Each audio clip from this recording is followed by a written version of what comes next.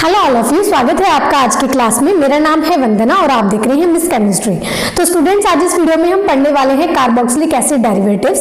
देखो, इससे पहले मैंने आपको कार्बोक्सिलिक एसिड पढ़ाया है। जिन स्टूडेंट्स ने वो वीडियो नहीं देखी है तो डिस्क्रिप्शन चेक कर लेना इस वीडियो का।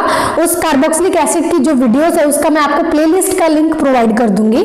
जब आप उस लिंक पे क्लिक करेंगे, जो प्लेलिस्ट है, जो वीडियोस हैं वो खुल जाएंगी, तो वहां पे आप जाके चेक कर लेना। क्लियर है इतनी बात? अब इस वीडियो में हम पढ़ते हैं कार्बोक्सिलिक एसिड डेरिवेटिव्स।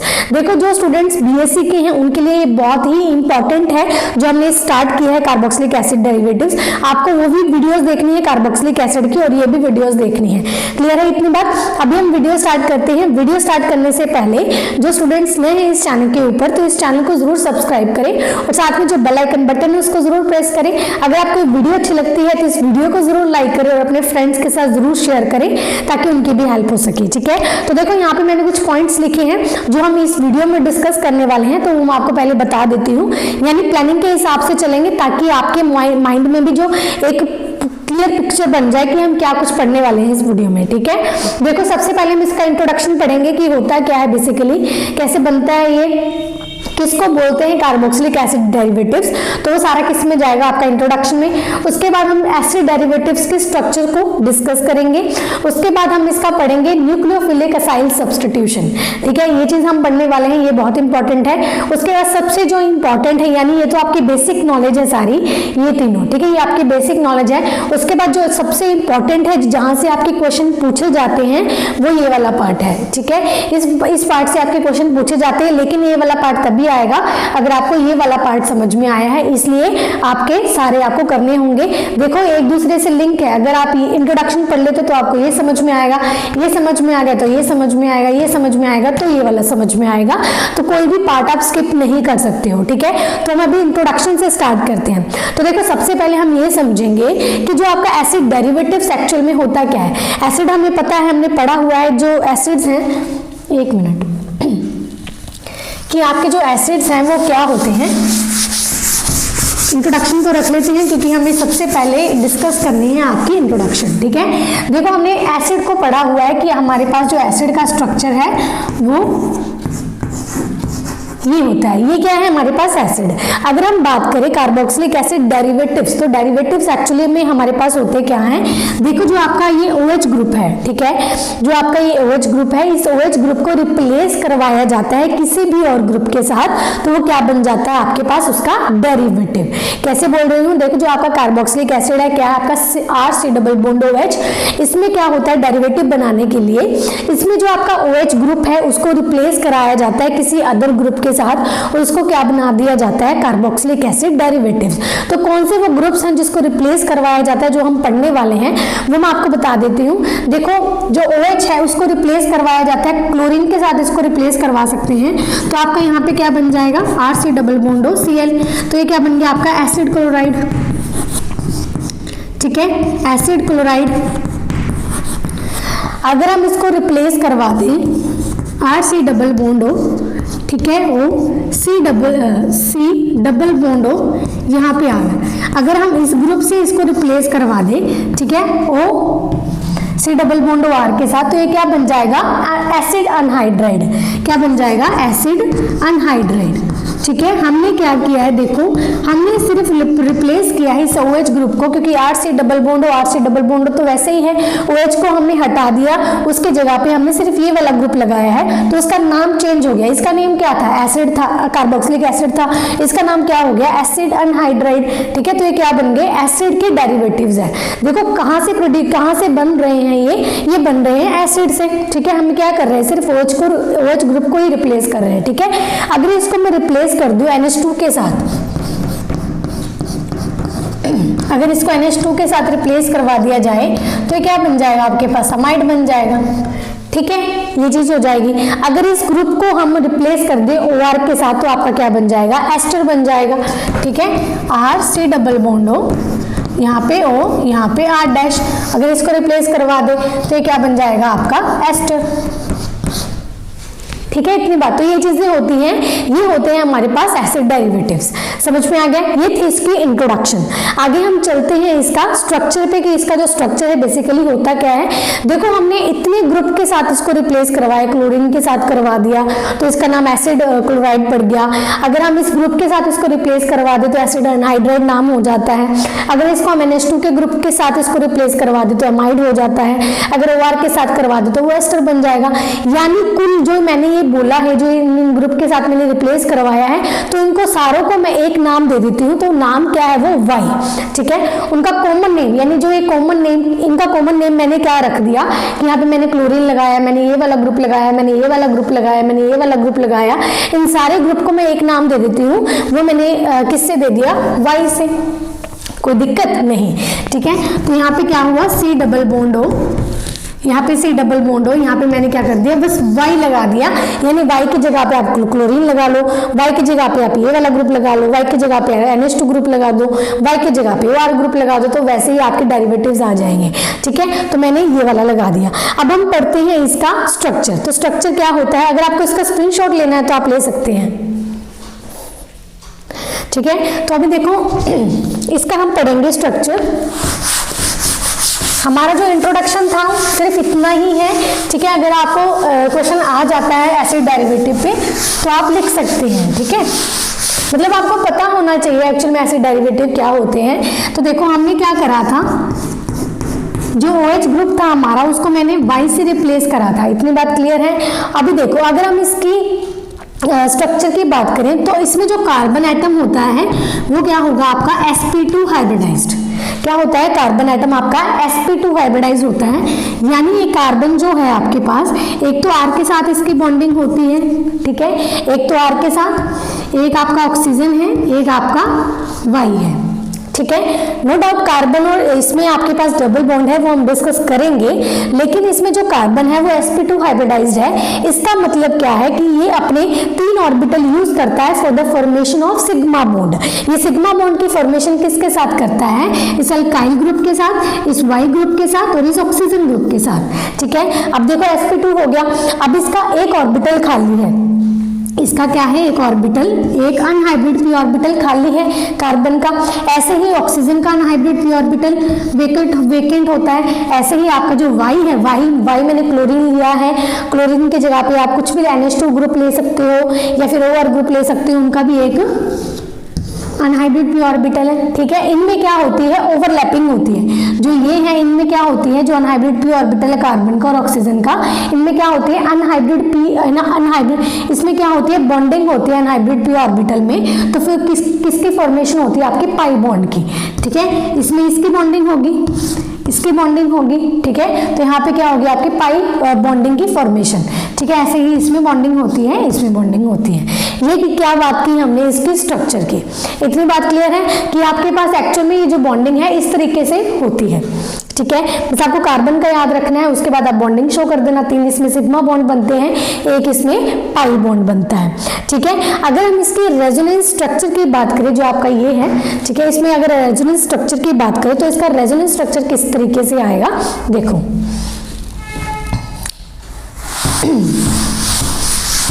देखो ये आपका है। ठीक है, ये आपका एसिड डेरिवेटिव है RC डबल बॉन्ड यहाँ पे आपका Y। तो Y मैंने यहाँ पे कुछ भी लिया है, क्लोरीन ले सकते हो, NH2 ग्रुप ले सकते हो और आपका OR ग्रुप ले सकते हो, कुछ भी ले सकते हो। इनमें देखो ध्यान से देखो, क्लोरीन पे भी आपके लोन पेयर्स अवेलेबल होते हैं। ठीक है, NH2 पे भी आपके लोन पेयर्स अवेलेबल होते हैं। ऐसे ही आपके पास ऑक्सीजन पे भी लोन पेयर्स अवेलेबल होते हैं। यानी Y हम कुल क्या कह सकते हैं? हम ये बोल सकते हैं कि आपके Y के ऊपर क्या है? लोन पेयर्स अवेलेबल हैं। ठीक है जी, अब देखो ये जो कार्बन और ऑक्सीजन इसमें क्या है? डबल बॉन्ड है। डबल बॉन्ड है, एक तो सिग्मा बॉन्ड है, एक आपका पाई बॉन्ड है। अगर ये यहां से ले जाए, अगर ये एक बॉन्ड अपना ले जाए, पाई बॉन्डिंग अपनी तरफ इसको जो ऑक्सीजन है वो खींच ले, क्योंकि ऑक्सीजन हमें पता है बहुत ज्यादा इलेक्ट्रोनेगेटिव एटम होता है। ज्यादा इलेक्ट्रोनेगेटिव एटम होने के कारण ये क्या करता है? इलेक्ट्रॉन अपनी तरफ शिफ्ट कर लेता है। तो जिसके कारण इसमें क्या आती है? जो कार्बन आपका होता है, मैंने बहुत बार बोला है, जो कार्बोनिल ग्रुप होता है उसमें जो कार्बन है वो इलेक्ट्रोफिलिक सब्स्टिट्यूशन होता है। इसका रीजन यही है कि ऑक्सीजन मोर इलेक्ट्रोनेगेटिव है, ये इलेक्ट्रॉन अपनी तरफ खींच लेता है। ठीक है, एक कार्बन आ गया, इसमें क्या है आपका नेगेटिव चार्ज आ जाएगा क्योंकि इस पे आपके लोन पेयर्स, इसने इलेक्ट्रॉन्स ले लिए इसलिए, ठीक है। तो इस कार्बन पे क्या आ गया आपका पॉजिटिव चार्ज, ठीक है जी, ये चीज आ गई। अगर हम इसकी बात करें, ध्यान से देखना, अगर हम इसकी बात करें तो इसमें क्या आपका वाई ग्रुप पे क्या है आपके लोन पेयर्स। ये हमारी पहली रेजोनेंस हाइब्रिड स्ट्रक्चर है, ये हमारे पास सेकंड रेजोनेंस हाइब्रिड स्ट्रक्चर है, ठीक है। अभी क्या होगा, इस कार्बन को कौन स्टेबल करेगा, इस कार्बन को ये वाई स्टेबल करेगा क्योंकि ये इसके ऊपर लोन पेयर्स हैं तो ये दे सकता है। तो यहाँ पे क्या हो जाएगा आपके पास आर, यहाँ पे डबल बॉन्ड भी आ सकता है और इस कार्बन, जो कार्बन पे पॉजिटिव चार्ज था वो कहाँ पे शिफ्ट हो गया आपके पास, कार्बन पे जो पॉजिटिव चार्ज था वो कहाँ पे शिफ्ट हो गया, इस वाई के ऊपर, ठीक है। इसने क्या किया, लोन पेयर्स यहाँ पे भेजे हैं, यहाँ पे डबल बॉन्ड बन गया, जो कार्बन पे पॉजिटिव चार्ज था वो खत्म हो चुका है और जो पॉजिटिव चार्ज था वो कहाँ पे आ गया, इस वाई के ऊपर। तो हम ये बोल सकते हैं कि जो आपके इन तीनों रेजोनेंस जो स्ट्रक्चर आई हैं इसमें से ये आपके ज्यादा स्टेबल है, ठीक है। इसकी स्टेबिलिटी क्या होती है आपकी ज्यादा होती है, क्यों, क्योंकि जो कार्बन पे के ऊपर पॉजिटिव चार्ज आया है उसको कौन स्टेबल कर रहा है, ये वाई ग्रुप। वाई मैंने बोला है आपको क्लोरीन कुछ भी हो सकता है क्योंकि इनके ऊपर लोन पेयर अवेलेबल होते हैं तो ये दे सकते हैं, इनकी टेंडेंसी होती है देना। तो अगर ये देंगे तो ये इसको क्या करेंगे, इलेक्ट्रॉन दे देंगे तो पॉजिटिव चार्ज इस पे शिफ्ट हो जाएगा, तो ये चीज आ गई। अब कार्बन इसमें क्या आ गया आपकी डबल बॉन्डिंग हो जाती है, ठीक है। इतनी बात तो ये होती है इसकी रेजोनेंस हाइब्रिड स्ट्रक्चर किसके, एसिड डेरिवेटिव्स के। आगे हम पढ़ते हैं न्यूक्लियोफिलिक, तो उसमें क्या है वो आगे मैं आपको बताऊंगी, बहुत ही इंपॉर्टेंट है वो भी चीजें, वो आगे हम करते हैं। इसका आप स्क्रीनशॉट ले लीजिए अगर लेना चाहें तो। एक और बात, नोट्स बनाइए, मैं हमेशा बोलती हूँ नोट्स बनाइए, जैसे मैं लिख रही हूँ ये चीज तो आप लिख लेंगे देख के, लेकिन जो भी मैंने चीजें बोलती हूँ ना वो अपनी वर्डिंग में लिखना स्टार्ट करो, ठीक है। वैसे आप अपनी लैंग्वेज में नोट्स बनाओ। स्टूडेंट्स बोलते हैं मैम पीडीएफ दे दो, पीडीएफ दे दो, देखो मैं पीडीएफ दे दूंगी, उसमें मेरे सारे अपनी लैंग्वेज में लिखे हुए हैं, ठीक है। किसी बच्चे को समझ में आए, किसी बच्चे को ना समझ में आए, इस तरीके से होता है। तो इसलिए अगर आप खुद से नोट्स बनाएंगे ताकि जब आप अगली बारी पढ़े आपको कम से कम समझ तो आए ना, तो इसलिए ये चीजें तो मुझसे समझ लो, जो चीजें मैं बोलती हूँ वो अपनी लैंग्वेज में लिखना स्टार्ट करो, तभी आपको नोट्स बनाना आएगा, ठीक है। तो आज से ही आप क्या करेंगे, जो मैं बोलती हूँ अपनी लैंग्वेज में लिखना स्टार्ट करो। जो भी हिंदी मीडियम के स्टूडेंट्स हैं, ठीक है, अब बोलती तो हिंदी में ही हूँ ना मैं, तो वो चीजें हिंदी में ही लिख लिया करो, वो कोई दिक्कत नहीं है। अगर आप हिंदी, ये तो चीजें ऐसे के ऐसे रहती है ना हिंदी मीडियम में, बस जो वो बोलने का वे है, जैसे मैं न्यूक्लियोफिलिक इस्तेमाल कर रही हूँ वर्ड, ठीक है, न्यूक्लियोफिलिक यूज कर रही हूँ, अब उसका मुझे हिंदी में वर्ड से नहीं पता कि न्यूक्लियोफिलिक को क्या बोलते हैं, तो आप वैसे लिख लिया करो, तो उसको ट्रांसलेट कर लिया करो, थोड़ी सी कर लिया करो, ठीक है। बाकी आपको ये सब चीजें मिल रही है तो बहुत अच्छी बात है, हमारे टाइम पे तो कुछ भी नहीं था, ठीक है। तो आप नोट्स बनाएंगे, चाहे आप स्क्रीनशॉट लेके नोट्स बनाए, चाहे अपनी लैंग्वेज में लिख के नोट्स बनाए, पर नोट्स आपको बनाने हैं, ठीक है। तो इसका स्क्रीनशॉट ले लीजिए। देखिए अब हम पढ़ेंगे न्यूक्लियोफिलिक असाइल सब्स्टिट्यूशन। देखो ये क्या चीज होती है वो मैं आपको बता देती हूँ। हाँ जी, तो इसमें क्या है, न्यूक्लियोफिलिक असाइल सब्स्टिट्यूशन में हमने पढ़ा है कि आपके पास जो ये ग्रुप है आरसी डबल बॉन्ड हो, ये वाई, ये आपका क्या है, एसिड डेरिवेटिव, ये चीज है। अगर मैं ये जो वाई है, ये जो वाई ग्रुप है, ध्यान से सुनना, ये जो वाई ग्रुप है, अगर मैं इसको रिप्लेस करवा दूं किसी भी न्यूक्लियोफिलिक एटम के साथ, तो ये इसको हम बोलते हैं आपके पास न्यूक्लियोफिलिक असाइल सब्स्टिट्यूशन, ठीक है। हमने क्या किया, हमने जो ये ग्रुप है डबल बॉन्ड हो, यहाँ पे आपके पास ये न्यूक्लियोफाइल आ गया, यहाँ पे जो वाई है ये आपका निकल जाता है, ठीक है जी। ये चीज होती है, जो वाई है वो अपना बॉन्ड यहाँ से लेके जाता है, इस कार्बन पे पॉजिटिव चार्ज आता है, तो इसलिए न्यूक्लियोफाइल इस पे अटैक करता है और वाई नेगेटिव की फॉर्म में निकल जाता है और ये आपकी फॉर्मेशन हो जाती है, जिसको हम बोलते हैं न्यूक्लियोफिलिक असाइल सब्स्टिट्यूशन, ठीक है। लेकिन ये एज इट इज ऐसे नहीं होता है कि आपके पास न्यूक्लियोफिलिक आया जो और उसके बाद जो आपका वाई ग्रुप लगा हुआ है वो एज इट इज ऐसे कि ऐसे निकल जाता है, ऐसे नहीं होता है। इसका हम मैकेनिज्म से समझेंगे इसको। तो इसका मैकेनिज्म क्या है, तो इसका मैकेनिज्म समझो इसको। देखो यहाँ पे आपके पास होता क्या है, आर सी डबल बॉन्ड हो, ठीक है, यहाँ पे आपके पास वाई, ये चीज है। यहाँ पे क्या होगा, आपके पास न्यूक्लियोफाइल आता है, न्यूक्लियोफाइल आता है, ठीक है। क्या होता है, न्यूक्लियोफाइल आता है, तो न्यूक्लियोफाइल क्या करेगा, यहाँ पे अटैक करता है और ये बॉन्ड यहाँ पे मूव करने लगता है। तो यहाँ पे क्या होगा, आपके पास R, यहाँ पे ऑक्सीजन नेगेटिव, ठीक है, यहाँ पे Y, यहाँ पे आपके पास न्यूक्लियोफाइल, ठीक है, इतनी बात, कोई दिक्कत नहीं। मैंने क्या किया, कुछ भी नहीं किया, मैंने न्यूक्लियोफाइल का सीधा सीधा अटैक करवाया है। देखो मैंने बहुत बार बोला है, जो आपका ये कार्बन होता है, जो आपका ये कार्बन है, ये इलेक्ट्रोफाइल है, तो न्यूक्लियोफाइल यहाँ पे अटैक करेगा, क्योंकि ये जो ऑक्सीजन है अपनी इलेक्ट्रॉन ले जाता है, जब ये लेके जाएगा तो ऑक्सीजन नेगेटिव, यहाँ पे वाई, तो ये चीज बन जाती है। अब इसमें ध्यान से देखना, ये आपकी ट्राइगोनल है, ये आपका ट्राइगोनल है। क्यों ट्राइगोनल क्यों बोल रही हूँ, क्योंकि इस पे आपके कितने एटम्स लगे हुए हैं, ट्राइगोनल है क्योंकि इस पे कितने एटम्स लगे हुए हैं आपके, R से डबल बॉन्ड O Y। ठीक है, ये ट्राइगोनल शेप में है।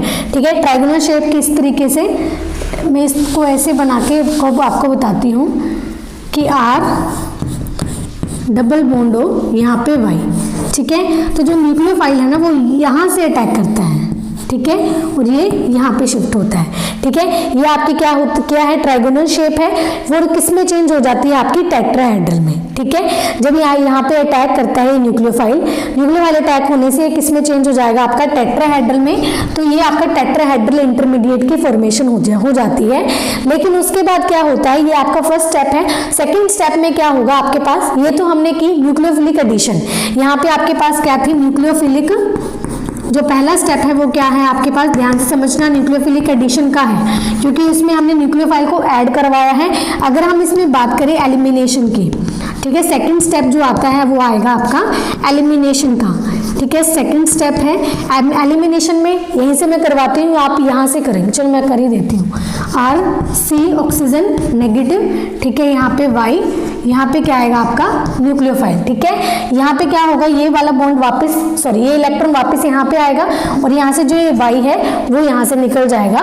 तो बेसिकली आपका क्या बनेगा, R डबल बॉन्ड O, यहाँ पे ये न्यूक्लियोफाइल, यहाँ पे जो Y है वो बाहर निकल जाता है। ठीक है, इतनी बात।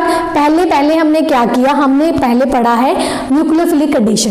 न्यूक्लियोफिलिक एडिशन में मैंने क्या किया, यहाँ पे न्यूक्लियोफाइल का सिंपल अटैक करवाया और मैंने इसमें चेंज कर लिया टेट्राहेड्रल इंटरमीडिएट में। ठीक है, उसके बाद जो सेकंड स्टेप है वो है आपका एलिमिनेशन का। इसमें क्या होगा आपके पास, जो ये इलेक्ट्रॉन था ये वापस यहाँ पे आएगा, और यहाँ से जो Y है ये इलेक्ट्रॉन अपना जो बॉन्ड है वो बाहर लिख के निकल जाएगा, और आपके पास वापस से जो यहाँ पे बना था ये कितनी है, टेट्रागोनल है, तो वापस से ट्राइगोनल शेप में आ जाता है। ठीक है, लेकिन यहाँ पे बनता क्या, आपके पास टेट्राहेड्रल इंटरमीडिएट की फॉर्मेशन होती है। ठीक है, यहाँ पे तो बात हुई हमारे पास मैकेनिज्म की, जो मैकेनिज्म हमने पढ़ा है न्यूक्लियोफिलिक एडिशन का और एलिमिनेशन का, दो चीजें हो गई हैं। लेकिन देखो यहाँ पे आपके पास क्या निकल रहा है, ये एलिमिनेशन स्टेप में आपके पास यहाँ पे Y निकल रहा है, ये Y ग्रुप निकल रहा है। तो Y मैंने आपको बोला था क्लोरीन हो सकता है, ठीक है, आपका NH2 ग्रुप हो सकता है, आपका OR ग्रुप हो सकता है, कुछ भी हो सकता है ये। ठीक है, तो ये ग्रुप निकल रहा है। अब देखो ये जो Y निकलता है यहाँ पे, जो Y निकलने की जो यहाँ सबसे इंपॉर्टेंट स्टेप यहाँ पे क्या है, इस Y का निकलना। लेकिन ये Y का निकलना डिपेंड किस पे करता है, इसकी बेसिसिटी पे। ध्यान से सुनना, जो भी चीजें मैं बोल रही हूँ अपनी लैंग्वेज में लिख लेना। Y का जो Y निकलने का जो चीज है वो किस पे डिपेंड करती है, आपकी इसकी बेसिसिटी पे, कि Y की बेसिसिटी क्या है। ध्यान से सुनना भी इस चीज को। देखो जितनी बेसिसिटी कम होगी, ठीक है, जितनी Y की बेसिसिटी कम होगी उतना ही इजीली Y निकलता है। ठीक है, मैं दोबारा से रिपीट कर देती हूँ, मैंने क्या बोला है कि जितनी Y की बेसिसिटी कम होगी उतना ही Y इजीली बाहर निकलेगा। ठीक है, तो अभी इसकी बेसिसिटी कैसे हम देखेंगे, तो हम आपको ऑर्डर यहाँ पे लिखवा देती हूँ। देखो जो आपका ऑर्डर होता है बेसिसिटी का वो क्या होता है, क्लोरीन नेगेटिव, RCO नेगेटिव, ठीक है, OR नेगेटिव, यहाँ पे NH2 नेगेटिव। ठीक है, ये होता है इसका बेसिसिटी का ऑर्डर। मैं यहाँ पे लिख देती हूँ Cl नेगेटिव, दोबारा से लिख रही हूँ। ठीक है, Cl नेगेटिव, RCOO नेगेटिव, यहाँ पे OR नेगेटिव, यहाँ पे आपका NH2 नेगेटिव। ठीक है, सबसे ज्यादा जो यहाँ पे जो क्लोरीन है वो क्या है, आपका गुड लिविंग ग्रुप है। जो यहाँ पे देखो ये जो Y है, अगर ये Y निकलेगा तभी तो आपके पास यहाँ पे जो प्रोडक्ट है उसकी फॉर्मेशन होगी। अगर Y ही नहीं निकला तो इंटरमीडिएट में रह जाएगा वो, तो है ना। तो यहाँ पे सबसे जो इंपॉर्टेंट स्टेप है इस Y का निकलना है, तो इसलिए Y पे डिपेंड करता है कि गुड लिविंग ग्रुप है या फिर बैड लिविंग ग्रुप है। Y का गुड लिविंग ग्रुप होना बहुत जरूरी है, तभी आप यहाँ पे प्रोडक्ट की फॉर्मेशन कर सकते हो। अगर ये बैड लिविंग ग्रुप है तो यहाँ पे प्रोडक्ट की फॉर्मेशन आपकी नहीं होगी। ठीक है, अभी देखो यहाँ पे क्या है, मैंने लिखा है जो क्लोरीन है, ठीक है, इसका क्या है, ये गुड लिविंग ग्रुप में आता है। क्यों? क्योंकि इसकी बेसिसिटी कम होती है। क्लियर है?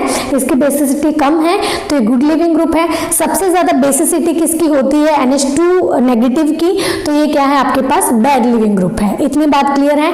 तो ये चीजें हुई हमारे पास न्यूक्लियोफिलिक असाइल सब्स्टिट्यूशन में जो हमने पढ़ा है। देखो जो इसका ओवरऑल मैकेनिज्म है वो मैं यहाँ पे ड्रॉ करने वाली हूँ। जिसका ओवरऑल मैकेनिज्म हमने सीखा है, यहाँ पे टुकड़ों में हमने सीखा है। पहले न्यूक्लियोफिलिक का एडिशन कराया, उसके बाद एलिमिनेशन कराई, ये वन स्टेप बाय स्टेप मैंने करा है। ये चीजें मैंने आपको कॉन्सेप्ट आपको समझा दिया है। अब इनका हम एक समरी लिख देते हैं कि हमने अभी तक क्या पढ़ा है, वो समरी हम बनाते हैं। ठीक है, वो एक मैकेनिज्म में मैं आपको सारी चीजें बता दूंगी, अभी दोबारा से रिपीट कर दूंगी ताकि आपके दिमाग में फिट हो जाए चीजें। ठीक है, तो ये कर लीजिए, आप इसका स्क्रीनशॉट ले लीजिए, नोट्स बना लीजिए। देखिए अब आप ओवरऑल मैकेनिज्म की बात कर लेते हैं कि हमने जो मैकेनिज्म है जो टुकड़ों में सीखा है वो ओवरऑल मैकेनिज्म मैं यहाँ लिख रही हूँ। ठीक है, लिख लेना अपनी नोटबुक पे। यहाँ पे था हमारे पास कार्बन, यहाँ पे डबल बॉन्ड, यहाँ पे आपके पास वाई, इस वाई पे लोन पेयर्स। ठीक है, तो हमने क्या करा, न्यूक्लियोफाइल ऊपर से आएगा, न्यूक्लियोफाइल क्या करेगा, ऊपर से आएगा, इस कार्बन पे अटैक करेगा और ये बॉन्ड इसकी तरफ शिफ्ट हो जाएगा। तो आपके पास क्या बनेगा, यहाँ पे बनेगा आपके पास कार्बन, ठीक है, और यहाँ पे आपके पास R, यहाँ पे आपके पास R आ गया, ये Y आ गया, और यहाँ पे आपके पास ऑक्सीजन नेगेटिव, ये न्यूक्लियोफाइल। क्योंकि न्यूक्लियोफाइल ने ऊपर से अटैक किया है तो ये न्यूक्लियोफाइल ऊपर से ही लगेगा। ठीक है, तो आपके पास ये इंटरमीडिएट की फॉर्मेशन हो जाएगी। ठीक है, ये आपका क्या बना है, एक इंटरमीडिएट। अब क्या होगा, ये वाला बॉन्ड यहाँ पे शिफ्ट होगा और यहाँ से ये वाई बाहर निकल जाएगा। ठीक है, ये बॉन्ड यहाँ पे शिफ्ट, वाई यहाँ से क्या निकलेगा, बाहर। तो ये भी क्या होगा, इसमें कार्बन, यहाँ पे न्यूक्लियोफाइल, यहाँ पे R, सॉरी इसको मैं ढंग से लिख देती हूँ। क्या होगा, यहाँ पे कार्बन, यहाँ पे R, यहाँ पे डबल बॉन्ड, यहाँ पे न्यूक्लियोफाइल, ये वाई नेगेटिव बाहर। ये चीज पढ़ी है हमने क्या पढ़ा है, ये वाई, ये डबल बॉन्ड यहाँ पे, सॉरी इलेक्ट्रॉन अपने देगा, डबल बॉन्ड यहाँ से वाई निकल जाएगा। तो ये जो कंप्लीट जो चीजें हमने स्टेप्स में सीखी थी, न्यूक्लियोफिलिक एडिशन, एलिमिनेशन, वो चीजें मैंने वन स्टेप में कर दी। ठीक है, ये ओवरऑल इसका मैकेनिज्म आता है। अब हम पढ़ते हैं रिएक्टिविटी ऑर्डर। ठीक है, बहुत बहुत बहुत इंपॉर्टेंट है वो चीजें, ध्यान से समझना उन चीजों को। ठीक है, इसका स्क्रीनशॉट ले लीजिए आप। देखिए अब हम पढ़ते हैं relative stability of acid derivatives. ये बहुत ही ज्यादा इंपॉर्टेंट है ये टॉपिक। देखो आपके एग्जाम में ये ऑर्डर दे दिया जाता है कई बारी। ठीक है, आपके एग्जाम में ये ऑर्डर दे दिया जाता है और पूछते हैं वो ऑर्डर ऑफ आपको ये बताना है the order of relative stabilities of acid derivatives. यानी वो ऑर्डर तो सही दे देंगे लेकिन उन चीजों को आपको एक्सप्लेन करना है कि सबसे ज्यादा स्टेबल ये क्यों है और सबसे लेस स्टेबल ये क्यों है। ठीक है, तो ये चीजें हम वन बाय वन डिस्कस करते हैं। देखो मैंने एसिड जो डेरिवेटिव आपको बताया है कि आपका जो NH2 है, ये OR है, जो ये वाला ग्रुप है और Cl ग्रुप है, उनको हम Y से रिप्लेस कर सकते हैं। एक एक चीज समझना ध्यान से। देखो ये चीज मैंने आपको बताई थी, ये क्या होता है आपके पास Y ग्रुप। ठीक है, अब इसमें क्या है, अगर ये लोन पेयर, सॉरी ये इलेक्ट्रॉन अपनी तरफ शिफ्ट करवा जाए तो इस पे आपका क्या बनता है, R, यहाँ पे ऑक्सीजन पे नेगेटिव। ठीक है, इस पे क्या आएगा आपका पॉजिटिव चार्ज और इस Y पे आपके पास क्या आते हैं, लोन पेयर्स। ठीक है, इतनी बात। उसके बाद क्या होगा, ये बॉन्ड क्या होता है आपके पास यहाँ पे शिफ्ट हो, सॉरी ये इलेक्ट्रॉन आपके पास यहाँ पे शिफ्ट होता है और आपके यहाँ पे क्या बनती है, R, यहाँ पे आपके पास सॉरी यहाँ पे R, यहाँ पे C, यहाँ पे Y। ठीक है, यहाँ पे पॉजिटिव चार्ज इसके और ये ऑक्सीजन नेगेटिव। ठीक है, कैसे मैं दोबारा लिख देती हूँ। यहाँ पे मैंने यहाँ पे क्या लिखा है, देखो कि आपके पास ये R आ गया, ये कार्बन, ये Y, यहाँ पे डबल बॉन्ड, ये पॉजिटिव चार्ज और यहाँ पे ऑक्सीजन नेगेटिव। मैंने क्या बोला, जो मैंने पहले भी करवाया है सेम चीज, मैंने क्या बोला है कि यहाँ पे इलेक्ट्रॉन लेके जाता है नेगेटिव चार्ज, कार्बन पे पॉजिटिव आता है और ये यहाँ पे आता है। ठीक है, ये इलेक्ट्रॉन यहाँ पे शिफ्ट होते हैं तो आपका ये चीज बनती है। ठीक है जी, अभी देखो मैंने बोला है कि आपका जो ये आपकी थर्ड है रेजोनेंस स्टेबलाइज्ड स्ट्रक्चर, जो आपकी ये है फर्स्ट है, ये आपकी सेकेंड है और ये आपकी क्या है, थर्ड है। देखो जो थर्ड स्ट्रक्चर है आपकी ये ज्यादा स्टेबल होती है। ज्यादा स्टेबल क्यों है? क्योंकि जो कार्बन पे पॉजिटिव चार्ज आ रहा था, कार्बन पे पॉजिटिव चार्ज कौन खत्म कर रहा है? ये वाई ग्रुप। वाई ने क्या किया, इस अपने लोन पेयर्स इसको प्रोवाइड कर दिए और कार्बन और वाई में क्या बन गया, डबल बॉन्ड बन गया और वाई पे क्या आ गया, पॉजिटिव चार्ज, यानी जो पॉजिटिव चार्ज कार्बन था वो शिफ्ट हो चुका है इस वाई के ऊपर। ठीक है, इतनी बात। अब देखो यहाँ पे क्या है, अब ये जो स्ट्रक्चर है, इस स्ट्रक्चर में कार्बन और वाई का जो बॉन्ड है बहुत ज्यादा स्ट्रॉन्ग हो चुका है, क्योंकि पहले तो इसमें सिंगल बॉन्ड था, जब इसने अपने इलेक्ट्रॉन दे दिए तो डबल बॉन्ड आ गया, तो स्ट्रेंथ बहुत ज्यादा हो गई। ठीक है, अब ये जो स्ट्रक्चर है, जो थर्ड स्ट्रक्चर है, ये रेजोनेंस में ज्यादा पार्टिसिपेट लेती है। ठीक है, ये ज्यादा स्टेबल स्ट्रक्चर है। ज्यादा स्टेबल स्ट्रक्चर होने के कारण इसकी आपकी जो यहाँ पे जो स्टेबिलिटी है इन तीनों में से सबसे ज्यादा होती है इसकी। ठीक है, इन तीनों में से 1 2 3 थर्ड की सबसे ज्यादा स्टेबिलिटी होती है। ये इसका कॉन्सेप्ट है स्टार्टिंग वाला। अब हम बात करते हैं पहले इसकी। ठीक है, इसमें क्या है आपके पास, इसको मैं रब कर रही हूँ। ठीक है, देखो अगर हम इनकी बात करें, ठीक है, ये मैं ले लेती हूँ इस तरीके से, दोबारा से समझा देती हूँ एक एक चीज। ये NH2 ग्रुप है। ठीक है, इसमें क्या हुआ, ये बॉन्ड यहाँ पे जाएगा। ठीक है, ऊपर चला जाएगा तो यहाँ पे आपके पास क्या आता है R, यहाँ पे आपके पास ऑक्सीजन नेगेटिव, इस पे क्या आएगा पॉजिटिव चार्ज, यहाँ पे क्या आता है आपका NH2, यहाँ पे क्या है इसके लोन पेयर्स। ठीक है, इस कार्बन पे पॉजिटिव चार्ज, इसने ऑक्सीजन, ये लोन पेयर आ गया। अब कंडीशन तो सेम बन रही है जो अपने वाई वाली कंडीशन करी थी। इसमें क्या है, ये जो लोन पेयर है वो आगे आपका शिफ्ट हो सकता है। जब ये आगे आपका यहाँ पे शिफ्ट होगा तो आपका यहाँ पे क्या बनेगा, ऑक्सीजन पे नेगेटिव, ये है, यहाँ पे आपका NH2 पॉजिटिव चार्ज है। ये क्या है आपके पास, रेजोनेंस स्टेबलाइज स्ट्रक्चर है। पहली, ये आपकी सेकंड है और आपकी थर्ड है। बट तीनों में से सबसे ज्यादा स्टेबल है कौन है, ये वाले। क्यों? क्योंकि कार्बन पे जो पॉजिटिव चार्ज था वो कौन आपका कर रहा है, यहाँ पे डबल बॉन्ड इसने शिफ्ट कर दिया, सॉरी इलेक्ट्रॉन अपने शिफ्ट कर दिया तो डबल बॉन्ड आ गया, पॉजिटिव चार्ज यहाँ से कहाँ पे चला गया, पॉजिटिव नाइट्रोजन के ऊपर। अभी देखो नाइट्रोजन जो होता है वो लेस इलेक्ट्रोनेगेटिव एटम है। जो नाइट्रोजन क्या है, वो लेस इलेक्ट्रोनेगेटिव एटम है। लेस इलेक्ट्रोनेगेटिव एटम होने के कारण ये खुद के ऊपर पॉजिटिव चार्ज बियर कर पाता है। ठीक है, खुद के ऊपर जो पॉजिटिव चार्ज वो सह पाता है, तो इसलिए जो पॉजिटिव चार्ज है कहाँ पे, नाइट्रोजन के ऊपर, वो स्टेबल रहता है। क्यों? क्योंकि ये लेस इलेक्ट्रोनेगेटिव एटम है। तो अभी ये जो स्ट्रक्चर है सबसे ज्यादा स्टेबल होगी, क्योंकि कार्बन पे पॉजिटिव चार्ज यहाँ था, इसने यहाँ पे शिफ्ट कर दिया। नाइट्रोजन लेस इलेक्ट्रोनेगेटिव एटम होता है तो इसलिए पॉजिटिव चार्ज नाइट्रोजन के ऊपर स्टेबल हो पाता है। तो ये ज्यादा आपकी रेजोनेंस स्टेबलाइज स्ट्रक्चर है। तो इसलिए जो आपकी अगर रेजोनेंस स्टेबलाइज ये वाली स्ट्रक्चर है तो यहाँ पे जो आपकी स्टेबिलिटी सबसे ज्यादा किसकी होगी, इसकी। ठीक है, इतनी बात। अब हम पढ़ते हैं इसकी। अगर हम इन दोनों की कंपेयर करें, इन दोनों में अगर हम कंपेयर करें तो ये ज्यादा आपकी स्टेबल है देन इससे। कैसे?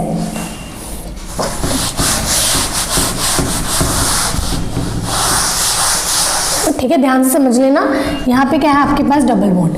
अभी देखो अगर हम इसकी बात करें, मैं यहाँ पे बना दूँ इसका, अगर हम इसकी बात करें तो यहाँ पे क्या आएगा आपके पास R, यहाँ पे आपके पास सॉरी अगर ये यहाँ पे इसको दे दे, ठीक है, यहाँ पे क्या आएगा आपके पास नेगेटिव चार्ज, यहाँ पे R, यहाँ पे आपके पास ऑक्सीजन, यहाँ पे आपके पास R। ठीक है, अभी इसने देखो यहाँ पे जब यहाँ पे शिफ्ट हुआ तो खुद समझो नेगेटिव चार्ज आ गया, इससे पॉजिटिव चार्ज, फिर ये यहाँ पे देखा जब ये यहाँ पे आया तो जो पॉजिटिव चार्ज था वो किस पे आ गया, इस कार्बन के ऑक्सीजन के ऊपर। यहाँ पे क्या आ गया आपका डबल बॉन्ड। ठीक है, मैंने डायरेक्ट कर दिया, कार्बन पे ये जो डबल बॉन्ड था वो ऊपर शिफ्ट हो गया, इस पे पॉजिटिव चार्ज, इसने अपने लोन पेयर्स यहाँ पे शिफ्ट कर दिए, तो आपका ये चीज बन जाएगी। ठीक है, अगर हम इसकी बात करें, सेम अगर हम इसकी बात करें तो इसमें क्या है आपके पास, यहाँ पे आपके पास लोन पेयर्स वैसे के वैसे ही होते हैं, तो इसमें क्या है आपके पास सेम चीज़ बनेगी कि आपके पास यहाँ पे ऑक्सीजन नेगेटिव, ठीक है, यहाँ पे आपके पास R, यहाँ पे आपके पास डबल बॉन्ड ऑक्सीजन, यहाँ पे C डबल बॉन्ड हो, यहाँ पे आपके पास R, ये क्या है आपके पास पॉजिटिव चार्ज। मैंने थोड़ा सा घुमा के लिख दिया इसको, कुछ भी नहीं है। जब ये अपने इलेक्ट्रॉन यहाँ पे लेके जाता है तो पॉजिटिव देख के जाएगा। पॉजिटिव को कौन स्टेबल करेगा, ये लोन पेयर्स, ये यहाँ पे शिफ्ट होंगे। ठीक है, तो यहाँ पे क्या आएगा आपका पॉजिटिव चार्ज। ठीक है, मतलब इसको ओवरऑल मैंने ये बोला है कि यहाँ पे तो डबल बॉन्ड आ जाएगा कार्बन ऑक्सीजन में, ऑक्सीजन पे क्या आएगा आपका पॉजिटिव चार्ज, वो ये रहा। ठीक है, लेकिन इन दोनों में से अगर हम बात करें, देखो ऑक्सीजन पे तो पॉजिटिव चार्ज यहाँ पे भी है, ऑक्सीजन पे पॉजिटिव चार्ज यहाँ पे भी है, लेकिन स्टेबल कौन सा है, ये वाला, ठीक है, तभी तो इसकी स्टेबिलिटी ज्यादा है। अब स्टेबल ये क्यों है, ध्यान से समझना। देखो स्टेबल इसलिए है क्योंकि यहाँ पे क्या है, जो पॉजिटिव चार्ज है, इस पे जो पॉजिटिव चार्ज है वो कौन स्टेबल कर रहा है, जो ये R ग्रुप है, ठीक है, जो R ग्रुप है वो क्या कर रहा है, इसका ऑक्सीजन पे जो पॉजिटिव चार्ज है इसको स्टेबल कर रहा है। क्यों, क्योंकि इसका क्या लग रहा है, प्लस आई इफेक्ट लग रहा है इसका, ठीक है, क्या लग रहा है, प्लस आई इफेक्ट लगने के कारण ये क्या करता है, इलेक्ट्रॉन डेंसिटी ऑक्सीजन को प्रोवाइड करता है, जिससे जो पॉजिटिव चार्ज है वो स्टेबल होना स्टार्ट हो जाता है, तो इसलिए जो ओवरऑल है इसकी स्टेबिलिटी इंक्रीज हो जाती है, ठीक है। लेकिन अगर हम इसकी बात करें, ऑक्सीजन पे पॉजिटिव चार्ज है, ठीक है, लेकिन जो ये कार्बोनिल ग्रुप है, देखो इसमें तो जो R ग्रुप था क्योंकि इसका प्लस आई ग्रुप लग रहा था, लेकिन ये कार्बोनिल ग्रुप क्या है, इलेक्ट्रॉन विड्रॉइंग ग्रुप होता है, ये इलेक्ट्रॉन खींचता है। ऑक्सीजन पे पहले ही बहुत ज्यादा डिफिशियंसी है क्योंकि इलेक्ट्रॉन इसने ट्रांसफर किए हैं, तो पॉजिटिव चार्ज है इसके ऊपर देखो यहाँ पे क्या इलेक्ट्रॉन विड्रॉइंग है, ये इलेक्ट्रॉन खींच रहा है, पॉजिटिव चार्ज पहले ही है और ये ज्यादा पॉजिटिव चार्ज उसको दे रहा है, मतलब और ज्यादा इसमें इलेक्ट्रॉन की डेफिशिएंसी इंक्रीज कर रहा है, मतलब, ठीक है। तो सारे इलेक्ट्रॉन क्योंकि पहले ही बहुत ज्यादा कमी है तो और ज्यादा खींचेगा, और ज्यादा कमी आ जाएगी, और ज्यादा कमी आ गई तो ये जो ग्रुप, ये जो आपकी स्ट्रक्चर है ये लेस स्टेबल हो जाएगी, ठीक है। तो यहाँ पे हमने इसके बाद और इसके बाद कर ली है। अब सबसे कम स्टेबल ये क्यों है, इसको ध्यान से समझना, ये सबसे कम स्टेबल है। देखो कब सबसे कम इसलिए स्टेबल है क्योंकि अगर इसकी भी हम बात करें, R है, यहाँ पे आपका कार्बन, यहाँ पे आपका ऑक्सीजन नेगेटिव, सपोज इसको बना लेते हैं, यहाँ पे क्लोरीन है, क्लोरीन के ऊपर पॉजिटिव चार्ज। ये कम स्टेबल क्यों है, देखो देने को तो क्लोरीन भी दे रहा है क्योंकि इसके ऊपर लोन पेयर्स अवेलेबल होते हैं, ये दे रहा है, नो डाउट, कार्बन और क्लोरीन में पॉजिटिव डबल बॉन्डिंग की फॉर्मेशन हो रही है, सब कुछ सेम चल रहा है, लेकिन वो इसलिए लेस स्टेबल है क्योंकि जो क्लोरीन का आपके पास 3p ऑर्बिटल होता है, क्लोरीन का यहाँ पे क्या होता है, इसका हम 3p ऑर्बिटल यूज करते हैं और कार्बन का हम यूज करते हैं 2p ऑर्बिटल फॉर बॉन्डिंग, ठीक है। अब देखो यहाँ पे 2p ऑर्बिटल है, इसका क्या है 3p ऑर्बिटल। अब इसमें क्या है, बॉन्डिंग हो रही है, तभी तो ये क्या कर रहा है, इलेक्ट्रॉन यहाँ पे शिफ्ट करेगा कार्बन के ऊपर। कार्बन में क्या दे रहा है, ये इलेक्ट्रॉन दे रहा है किसमें, देखो ये 3p ऑर्बिटल है, ये 2p ऑर्बिटल है, 3p ऑर्बिटल से 2p ऑर्बिटल में इलेक्ट्रॉन शिफ्ट हो रहे हैं, तो साइज का बहुत ज्यादा डिफरेंस है, ठीक है। 3 साइज बहुत ज्यादा होता है 2 से, तो साइज का बहुत ज्यादा डिफरेंस होने के कारण ये इतने देता तो है इलेक्ट्रॉन, लेकिन इतने अच्छे से नहीं दे पाता, ठीक है, यानी इनकी जो बॉन्डिंग है वो इतनी अच्छी नहीं हो पाती क्योंकि साइज का बहुत ज्यादा डिफरेंस है, एक साइज इतना बड़ा है, एक साइज इतना छोटा है, तो इसमें जो बॉन्डिंग है वो अच्छे से नहीं हो पाती कार्बन और क्लोरीन में, समझ में आ गए, तो इसलिए ये लीस्ट स्टेबल होता है। इतनी बात क्लियर है। तो यहाँ पे हमने बात की है relative stability of acid derivatives, ठीक है। तो देखो ये एज इट इज आपके यहाँ पे क्वेश्चन पूछा जा सकता है एग्जाम में, तो इसको इसलिए पढ़ लेना क्योंकि बहुत ज्यादा इंपॉर्टेंट है। क्लियर है इतनी बात। देखो आज की वीडियो में सिर्फ इतना ही मैं करवाऊंगी क्योंकि इसको आपको रिविजन भी करनी है इसकी, अगर आप रिवाइज करोगे तभी आपको आगे समझ में आएगा, ठीक है। जो नेक्स्ट वीडियो आएगी एसिड डेरिवेटिव्स की वो तभी समझ में आएगी अगर आपको ये सारी चीजें पता होंगी, क्योंकि इसके आगे हम इसका एप्लीकेशन पार्ट स्टार्ट करेंगे, ठीक है। इतनी बात, मिलते हैं नेक्स्ट वीडियो में, तब तक के लिए बाय बाय।